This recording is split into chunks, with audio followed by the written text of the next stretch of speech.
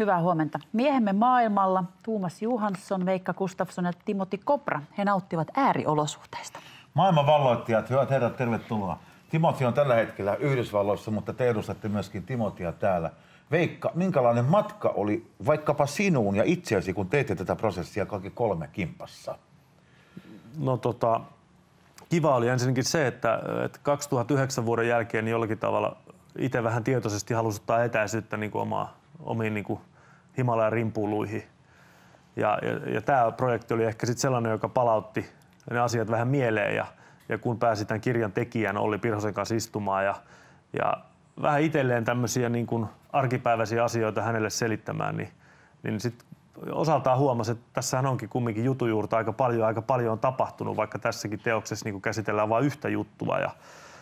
Mutta ehkä vielä hienompi homma on ollut se, että niin kuin tutustuu sitten näihin kavereihin, ketä muuta tässä kirjassa niin esitellään. Että huipputyyppejä ja erittäin mielenkiintoista tekemistä. Maailman ympäri purjehtiminen ja avaruudessa niin kuin lentäminen, niin en mä tiedä.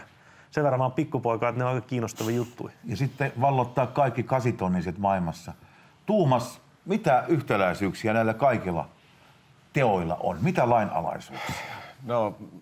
No kaikki varmaan aika tavalla tarvitsee jonkunnäköistä määrätietoisuutta ja kurinalaisuutta, että ylipäätänsä pääsee niin kuin toteuttaa niitä, koska sehän meidät muistetaan aina siitä, että olen purjehtinut maailman ympäri ja Veikka on käynyt aika monella vuorella huipulla ja Timothy on käynyt avaruudessa, mutta se, että mitä tehdään ennen sitä, niin se on aika pitkä matka. Mun kohdalla se oli 30 vuotta purjehdusta ja 15 vuotta ei ollut ketään suomalaisia siellä kilpailussa ja Veikan kohdalla niin koko elämä on ollut sitä, että kiivetään koko ajan pikkasen korkeammalle ja Timothylla sitten saatikka niin kuin tommonen avaruusmatkailu, niin se on aikamoinen uurastus ja siinä joutuu varmaan muutama tutkintokin olla takana ennen kuin sinne pääsee, että se on varmaan se määrätietoisuus ja sitten semmoinen toisaalta semmoinen, että uskoo siihen, että kun joku päämäärä on pitkällä, niin sinne on mahdollisuus päästä, mutta tietenkin silloin voi joutua ehkä tekemään aika paljon töitä. Teitä kaikkia yhdistää nämä suomalaiset geenit myös, niin onko sillä suomalaisella sisulla mitään tekemistä sen kanssa, että saavuttaa näitä omia unelmia? No ainakin näin vuorikiipeilijän vinkkelistä, niin onhan sinne nyt niin kuin monet muutkin päässyt näihin samoihin tavoitteisiin jo paljon ennen meikäläistä tai suomalaisia, että ei siitä varmaan haitaksi ole. Että kyllähän se semmoinen jonkunlainen niin kuin periksi antamattomuus, mutta sitten taas toisaalta mä voisin jopa kääntää sen niinkin, että sitten jos se ilmenee niin kuin tämmöisenä sisukkuutena niin kuin siinä, että lyödään niin kuin päätä seinään niin, ja jonkunlaisena tyhmyytenä, niin sitten se kyllä kääntyy vähän vastaan. Että kyllä väittäisin, että niin kuin näissä hommissa, kun nämä projektit on se kenenkä tahansa meidän tekeminen, niin ne on sen verran pitkiä, niin kyllä se semmoinen maltti ja harkinta, että riippumatta siihen niin ehkä sun fyysisiin kykyihin tai siihen sisun määrään, niin että sä osaat niin kuin pohtia, että nyt tuulee tuolta ja nyt on tämmöistä.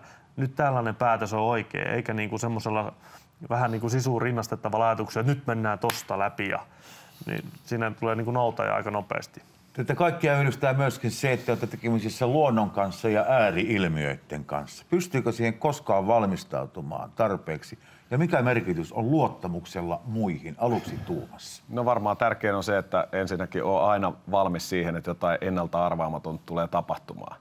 Että se on ehkä sääntö numero 1, koska sääilmiöt ainakin tuo merellä, niin ne tapahtuu tosi nopeasti ja pienellä varoituksella. Ja toinen juttu on sitten se, että meidän veneessähän on aika selkeää, että jos on paha myrsky ja on pimeätä ja muuta, niin jos et sä luota siihen kaveriin, joka siinä sun vieressä on, niin oot aika heikolla jäillä. Että kyllä se on pakko luottaa siihen, että se kaveri, kun se pitää susta kiinni, niin sä pysyt siinä, et tipu mereen ja näin poispäin. Mutta se tulee hyvin helposti tuommoisessa projektissa, koska jos ei sitä luottamusta ole, niin kyllä siellä kaverit vaihtuu. Veikka.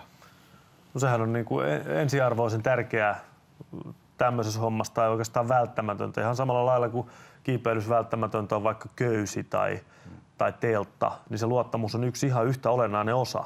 Mutta helposti jotenkin, kun me puhutaan luottamuksesta muihin ihmisiin, niin meillä on odotus niiltä muilta, mutta mä itse niin kuin näen sen niin, että se odotus on multa. Että enhän mä, jos mä olen luottamuksen arvoinen, niin ei ne kaveritkaan niin kuin luota muhun tai ei synny sitä juttua. Ja siinä on niin kuin tärkeää se, että se ei ole mikään semmoinen asia, joka syntyy automaattisesti missään, vaan se on se asia, jonka me jokainen synnytetään siellä myrskyävällä merellä tai siellä vuorella tässä hetkessä sillä omalla toiminnalla. Nimenomaan. Ja muiden niin kuin huomioon ottamiselle, että se on niin kuin semmoinen asia. Kun kuuntelitte toistenne kertomuksia, kun tutustuitte toisiinne paremmin tämän projektin tiimoilta, niin kumman valitsisit? Lähtisit avaruuteen vai purjehtisit maailman ympäri ja entä sinä kiipäisit vuorelle vai lähtisit avaruuteen? Tuomas ensin. Vaikea sanoa, että pelkää korkeat paikkoja ja sitten toisaalta niin pelkää vähän pimeätäkin, että siellä avaruudessakin voi olla aika pimeätä, mutta kyllä mä uskon, että mieluummin lähtisin valottaa jotain vuoria. Mitä sanoo Veikka? Mä luulen, että mä lähtisin kanssa purjehtiin ja mikä se, yksi semmoinen iso ero, mikä näissä hommissa ehkä meidän 3 tekemisessä on, tämän verran mä ymmärrän niin kuin purjehduksesta tai tämä mun ajatus siitä, että kumminkin niin kuin se miehistö ja se venekunta, niin se niin kuin määrää aika paljon sitä tekemistä. Ihan samalta kuin siellä vuorellakin, että jos me nyt yhdessä oltaisiin kiipeämässä, niin me tehdään ne päätökset ja me aistitaan sitä keliä. Mutta sitten mä ajattelen Timiä jossain avaruudessa, niin kuin hänhän on niin kuin lukuisten niin kuin insinöörien kauko-ohjattava kaveri tuolla avaruudessa. Ja silloin hän on niin kuin hirveästi teknologiasta ja kaikesta tämmöisestä, niin kuin, että se menestyminen ja onnistuminen ja riskien välttäminen perustuu siihen. Mutta me ollaan enemmän jotenkin, mä tunnen niin kuin itse omillamme ja itse vaikutetaan siihen tekemiseen, sen takia lähtisi purjehtiin. Te olette esikuvia ja myöskin sankareita. Ihan oikeasti olette. Teidän tekemisiänne on seurattu. Saako sankari pelätä, Tuomas? No ekaksi määrittelet, mikä on pelko. Merellä myrskyävä meri, 6000 mailia seuraavaan satamaan. Kyllähän se on ihan selvää, että tulee semmoisia tunteita, että varmaan pelkää ja näin poispäin, mutta se on se lojaalisuus niitä muita veneen jäseniä kohtaan on se, joka nostaa sut sieltä punkasta, vaikka sä olisit kuinka väsynyt ja siellä olisi kuinka paha keli tahansa, koska sun on vaan niinku hoidettava se oma tonttis. Mutta tottahan toki, niin kyllähän siellä niinku välillä tulee mieleen, että olisi kiva olla jossain muualla, mutta kun ei ole mahdollisuutta. Muutamalla sanalla Veikka, K2 huipulla. Mitä mies ajattelee silloin paluumatkaan edessä? Se on muutamassa lauseessa. Haluaisin olla jossain muualla kuin täällä huipulla. Se on se päällimmäinen ajatus siellä K2 kuin minkä tahansa muunkin Isonvuoren huipulla, koska se on vasta puoliväli. Edessä on todellakin kaikkein vaarallisin vaihe, laskeutuminen, väsymyksen ja henkisen väsymyksen niin kuin takia. Eli luullaan, että nyt tämä homma on tehty ja nuolasti ennen kuin tipahti ja sitten tipahti. Mutta sä teit ne hommat. Kiitoksia tästä.